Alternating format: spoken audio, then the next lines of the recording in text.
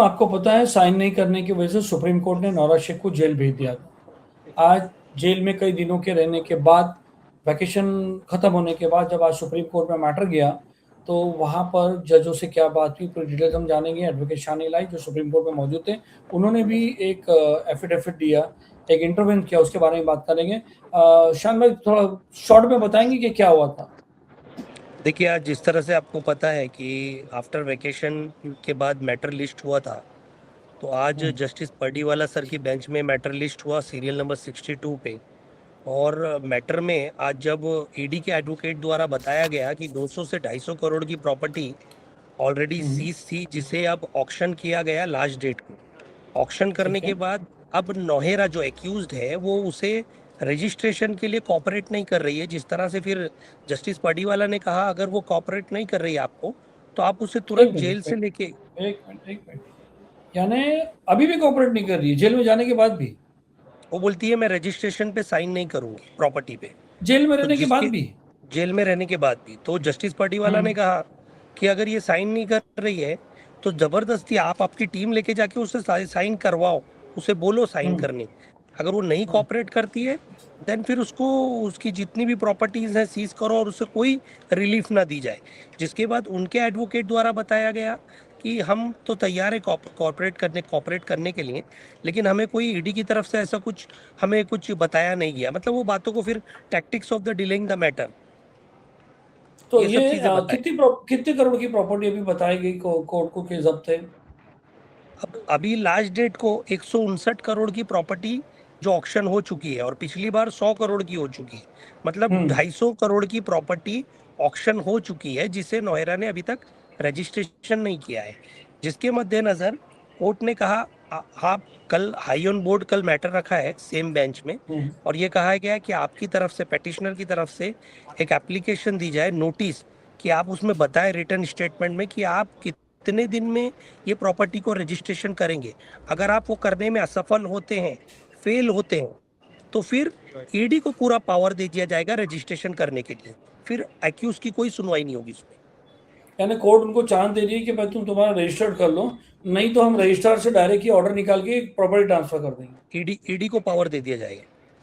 जी। अभी दूसरी बात बताइए कि आपने क्या फाइल किया इंटरवेंशन? हमारी एक इंटरव्यून एप्लीकेशन फाइल हुई थी कुछ डायरेक्शन के लिए, कि हमारे जो एक क्लाइंट है इंटरव्यूनर, जो अर्लियर परचेजर थे, जिन्होंने नोहेरा ने उन्हें फंसा कर 1 करोड़ 90 लाख जो अपने अकाउंट में वो रिसीव नवी कर मुंबई लिए थे। वाले?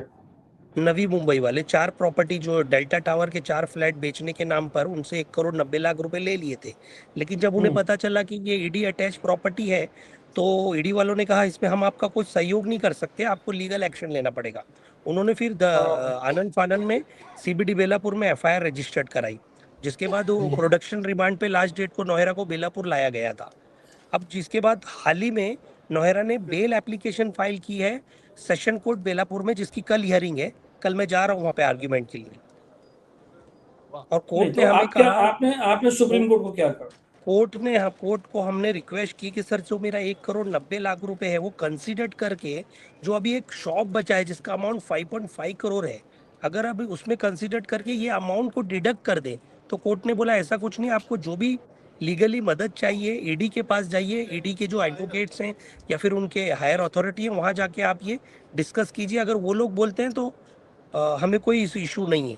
बट ईडी वाले इस चीज़ को मानने को तैयार नहीं। ईडी बोल रहे हैं ये कि आपका एक अलग मैटर है, और ये अब जो चल रहा है ये ऑक्शन प्रोसीडिंग चल रहा है। अगर आपको आना है ऑक्शन में आप आ सकते हैं, बट अमाउंट आपको जो ईडी द्वारा रिलीज किया गया है वही देना पड़ेगा। यानी 1 करोड़ 90 लाख जो पहले नौरा हो गए, वो उसका कुछ नहीं होएगा? नहीं, उसका आपको लीगली लड़ाई लड़नी पड़ेगी, जो हम सेशन कोर्ट हाई कोर्ट में लड़ रहे हैं बॉम्बे में। अब फिलहाल जी जी। यहाँ पर जो है सिर्फ आपको ऑक्शन प्रोसीडिंग जो चल रही है उसमें ही हम आपकी मदद कर सकते हैं।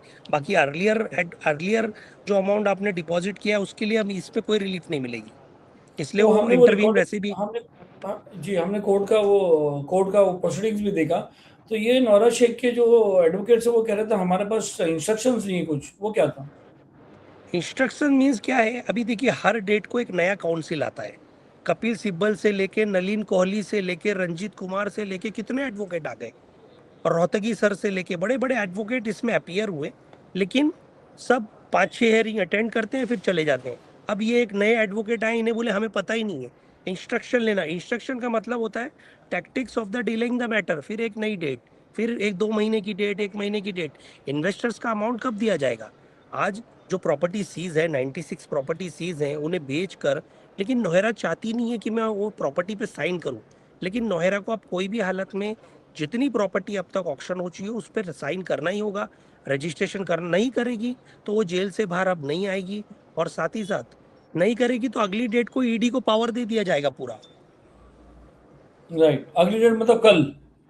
अगली डेट मतलब कल वो नोटिस एक देंगे, वो नोटिस के बाद एक शायद डेट दी जाएगी, वो एक कंसर्न टाइम लेंगे कोर्ट से, 10 दिन का, 2 हफ्ते का, जो भी है। फिर उसके बाद कोर्ट उस पर नेक्स्ट डेट तक वेट करेगी। अगर वो डेट तक उन्होंने रजिस्ट्रेशन नहीं किया तो फिर कोर्ट उसमें ऑर्डर पास कर देगी, ईडी को अथॉरिटी दे देगी, पावर दे देगी रजिस्ट्रेशन का। तो मगर अभी तक पैसे तो सिर्फ 290 करोड़ रुपए ही जमा हो रहे ना, 300 करोड़ से ज्यादा जमा नहीं हो रहे, और पैसे कहाँ हैं? प्रॉपर्टी और भी अभी बेचनी, ऑक्शन बाकी है ना। ये तो अभी मुंबई की प्रॉपर्टी ज्यादातर ऑक्शन हुई है। उल्वे में जो हम्म। फ्लैट्स थे, 20 फ्लैट थे, 4 शॉप थे, वो अभी ऑक्शन वाशी हुए की हैं। शॉप से बराबर। हाँ, वो अभी शॉप वो है। अभी जो हैदराबाद तेलंगाना में बड़ी बड़ी प्लॉट्स हैं, बिल्डिंग है, वो अभी भी बाकी हैं। तो और आउट ऑफ वो भी इंडिया अमाउंट। में जो, आउट ऑफ इंडिया में जो इसका पैसा अगर जमा होगा, या बीच में हमने वो नवेद का एक इंटरव्यू देखे थे, उसमें बताया कि उसने एक बैंक भी खोली थी, ये सब इन्वेस्टिगेशन कैसे होगी? देखिए, वो अभी इन्वेस्टिगेशन का पार्ट नहीं है। वो उन्होंने, जब तक आप प्रॉपर डॉक्यूमेंट जो इंडिया में है प्रॉपर्टी, आप ईडी को दीजिए, लेके जाके ईडी को बताइए कि वो कहाँ का कौन यूटिलाइज कर रहा है, कौन उसे मीन्स रन कर रहा है वो कंपनी को, बैंक को, तो ईडी उसे सीज करेगी। लेकिन नहीं अगर तो हम यानी वर्बली सारे पैसे, कम्युनिकेशन करेंगे। सारे पैसे अगर वहां फॉरेन में ट्रांसफर हो गए, वहां प्रॉपर्टी ली गई, तो उसका क्या? ये देखिए, अब वो बात कोर्ट में फॉरेन कभी का, डिस्कस हुई है? नहीं, कोर्ट में वो बताया गया, but court are right now discussing only the Indian, means India की जो इश्यूज प्रॉपर्टीज का है, वही अभी तक क्लियर नहीं हो रहा है। एक बार इंडिया का जब ये क्लोज हो जाएगा chapter, then we will discuss abroad on foreign का इशू। क्योंकि अभी तो जी। इंडिया की प्रॉपर्टीज नहीं बिकी हैं, प्रॉपर उसका कैलकुलेशन नहीं हुआ है। इन्वेस्टर्स बेच पे आज 8 से 10 साल हो गए, वो बेचारे सोच रहे हैं हमारा पैसा आज मिलेगा। कब मिलेगा? सबका यही सवाल है, जल्द से जल्द ऑक्शन हो और इन्वेस्टर्स का पैसा मिले। जी, बहुत बहुत शुक्रिया अभी आपका। आप अपनी फ्लाइट पकड़ लीजिए, बॉम्बे आ जाइए, और कल क्या होता है कल का भी हमें बताइए। बहुत कल बहुत मैं शुक्रिया, हियरिंग के लिए शाम में जाऊंगा, मैं आपको आपको डिटेल बता दूं। दर्ज। Thank you sir. Thank you. Thank you very thank you much. Thank you.